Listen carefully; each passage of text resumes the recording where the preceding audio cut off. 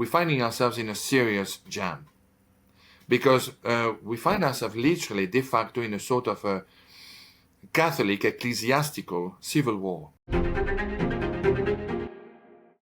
Benedict XVI withdrawing from his effective position, although not really, no, because he maintained a statutory position as the pontiff of the Catholic Church, maintaining including his position, his ring, his habit. There were some parts of it all that appear to be a redelegation of his governing authority on the Church based on the ecclesiastical election that would ensue with the next conclave, which led to the election of Pope Francis, shall we say. No.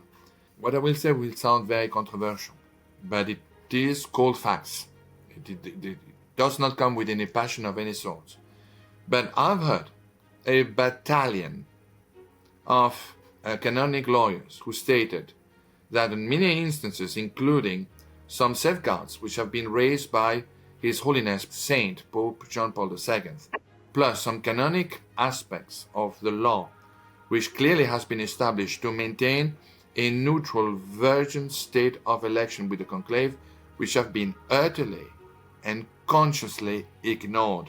And I'm using very diplomatic language here. Hopefully you'll observe that. No, I must. So, in this instance, many authorities in the Church raised the question whether or not the election of Pope Francis was indeed valid or not, in virtue of the fact that the safeguard raised by John Paul II and those particular paragraphs within canonic law have been utterly ignored. This opens, as the Americans say, a new can of worms, in the sense that if he wasn't properly, duly elected in accordance with the norms and the regulations, the law established by the Vatican, it would mean that all his actions, including the naming of quantities of cardinals who themselves, at a later stage after the passing away of Pope Francis, elected Pope Leo XIV, eventually made the election, the second election after the passing away of Pope Benedict XVI, illicit. That is what is today happening with the crossing of blades of the pro and those who are against this particular argument. I'm relaying this fact as neutrally and coldly as I possibly can, but as objectively as well as I possibly can. So this is, we're finding ourselves in a serious jam, because we find ourselves literally de facto in a sort of a Catholic ecclesiastical civil war. Now, in order and for the sake of order, everyone agrees and recognizes Pope Francis as the legitimate pontiff of his time, and Pope Leo XIV, accordingly, his successor. The problem that I think must be raised is that shortly after the election of the first conclave with Pope Francis, unfortunately or fortunately, depending how you say it, no one stood up and said no. There's been this infraction, and this infraction, and this infraction, and this particular raising of shields, as we say in French, should have been organized and set up by proper authorities, that is to say, the collegial cardinals who might have raised some sort of objection. Unfortunately, that is to our detriment and to their fault as well. This hasn't been done. Therefore, de facto, Pope Francis was recognized universally as the head of the Catholic Church after Pope Benedict XVI. Whether we like it or not, it is a fact. And God knows, and I've been openly and public on the subject, I totally, completely, and unconditionally been in utter disagreement with Pope Francis, with all the encyclicals that he has been writing, with this rubbish of a synod of synodality, which for me proved only one thing, that is that ridicule does not kill. That is the only thing that these rubbish things have produced. That is my point of view. But I remain faithful and obedient to the hierarchy, acknowledged and recognized as such by all the upper authorities of the Catholic Church. Nevertheless, what I just said, it is a fact. There's been a violation of canonic law. Period. It's not subject to interpretation, it's a fact. Like 2 and 2 are 4. Some people like to say 5, but no, it's a fact. So regarding the situation today, we know indeed that we are still in the midst of these problems. And now there are new movements that are coming forth that appear to follow the diktat and the ideology that was set by Pope Francis. Ideologies which I myself do not consider to be faithful to the teachings of our Lord Jesus Christ, nor to the teachings of dogma of the faith. In many instances there are contradictions.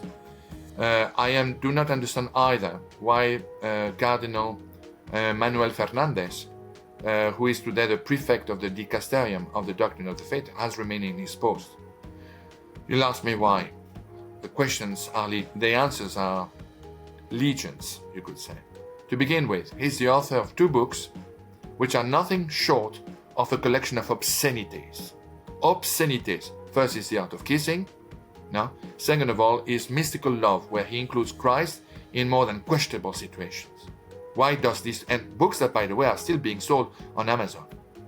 It's a scandal that a man who has written these horrors, this obscenity, is at the head of one of the principal dicasterium of the Vatican. Number 1. Number 2. All the statements, all the decrees that have been signed and co-signed by Pope Francis, coming from the doors of the dicasterium of the Doctrine of the Faith, like Fiducia Supplicans, it seems that we're living, when this thing came out, it appeared that we were living science fiction. Now, this again was an utter violation of every teachings of the Catholic Church. I'm not the only one who said so. People in the high ranks of the Vatican, in the corridors of the Vatican, were whispered, among others, Cardinal Berg, Cardinal Sarah, Archbishop Schneider, and so many others, who've joined together to ask for edubia, asking the Pope to explain himself, because this did not come just from the dicasterium of the Doctrine of the Faith by Cardinal Manuel Fernandez, but it's been co-signed by Pope Francis and Pope Leo afterwards, since he has not made any changes. And now, usually, after the election of a Pope, it takes a few months before he takes fully the reins of the government of the Vatican. So this for Pope Leo would have meant the beginning of his reign, of his government, in September. So about almost 2 months ago. And yet there's been changes that were called to be done, to be executed, performed, which weren't to this day. People still say, let's give time to time. Let's give time to Pope Leo XIV. I'm not against it. He has made some very good points. He's more open to the notion of re-establishing, in some instances, in some dioceses, for those who ask for it, the Tridentine Mass, or at least a Mass that would be celebrated in Latin with the spirit and the mind of yesteryears. I have no objection with that at all. What I do have objections is the maintenance of Fiducia Supplicans, which is an utter contradiction with the teachings of the Catholic Church. It's not subject to interpretation, ladies and gentlemen. It is a fact. This is the beginning, this is the first stone to build a brand new church with a brand new ideology. Now, why wasn't as well the movement which started under the reign of Benedict XVI of the Episcopal College of Germany, once and for all put to rest and condemned? The Episcopal College of Germany to this day is still trying to institute a parallel magisterium to that of Rome's. This is called a schism. It started with His Eminence Cardinal Marx, Bishop of Munich. Hi everyone, this is John Henry Weston for LifeSite News. We hope you found this video insightful. For more content like this, be sure to check out the links in the description below. You can also follow us on social media to stay updated on the latest news concerning life, faith, family, and freedom. Thanks for watching, and may God bless you.